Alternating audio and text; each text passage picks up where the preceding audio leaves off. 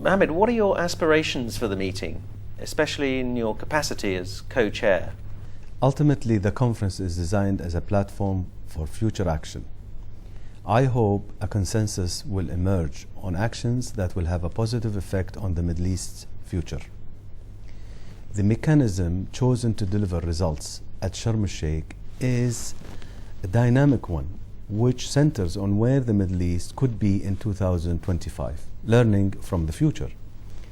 To get there in good shape requires the successful management of people, resources, and issues, the combination of scenario themes, and the superb talent that will be present will, I believe, make the conference a significant milestone in the region's development. As a co-chair, I look forward to open discussions and debates that will challenge the participants and push boundaries.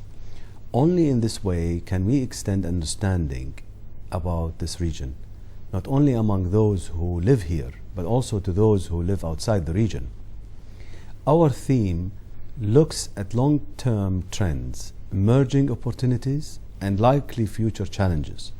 I am confident that this will provide all those there with a different and stimulating perspective on current issues. What do you think the likely impact of a global economic slowdown will be on the Middle East? I think it would be inaccurate to say there will be no impact. Our region plays an important global economic role, and therefore we are not completely immune to variations in the global economy.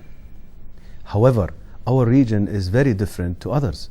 Many of our countries are mineral rich, and we have booming economic diversification, which is spurring further economic growth. Leading economists support our belief any impact will be minimal, even if the slowdown in the US economy adversely impacts oil demand, as the shortfall will be covered by growing demand from Asia. What this means is that this is a time when the Middle East must look to take advantage of the opportunities that will arise from these circumstances. If the effect on Middle Eastern economies is minimal, then those outside will be keen to invest in the region in a variety of different forms. What's the importance of entrepreneurship in the Middle East at the moment? What are the major challenges young entrepreneurs face, and is enough being done to support them? As the Middle Eastern countries shift from oil-based economies to knowledge-based, innovation and entrepreneurship will be increasingly vital to the region's future.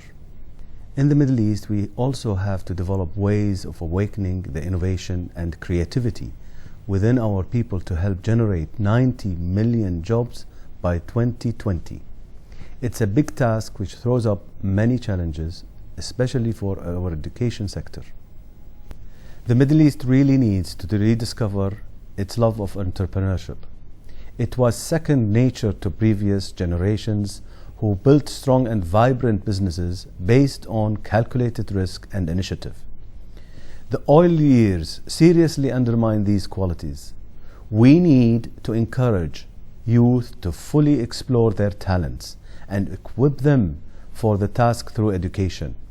It is about fostering independent thought, self-belief, and giving free rein to potential.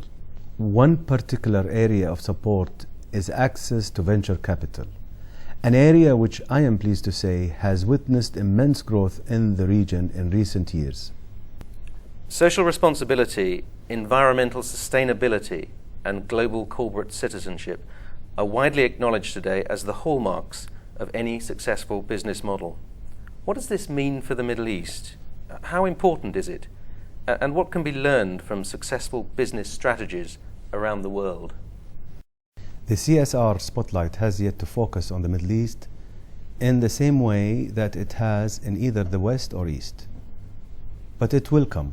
While many companies here have begun to commit to the CSR process, there isn't yet a full appreciation of the total engagement it involves, from top to bottom of an organization, from the end of the supply chain through to the consumer.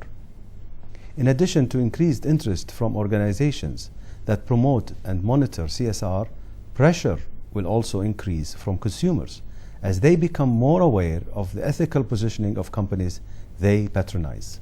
Governments are also tightening regulations on environmental and social issues, including labor exploitation and pollution.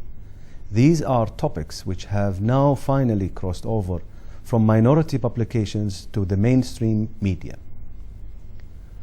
What we can learn from CSR success stories is that the subject can no longer be ignored, and it is far more than a mere public relations stunt.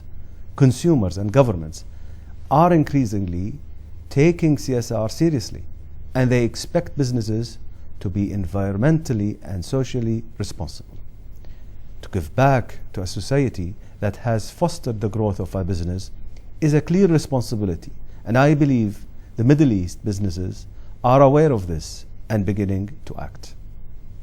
In what ways, Mohammed, do you engage with the World Economic Forum, and what value do you think the forum's activities have in advancing multi-stakeholder responses or solutions to some of the challenges on the global agenda? On a personal level, I have been part of the World Economic Forum meetings for many years, and I know it has had a positive influence on my business approach and vision. Bringing together individuals of such talent and experience in one place with a format that fully engages their capabilities is an uplifting experience.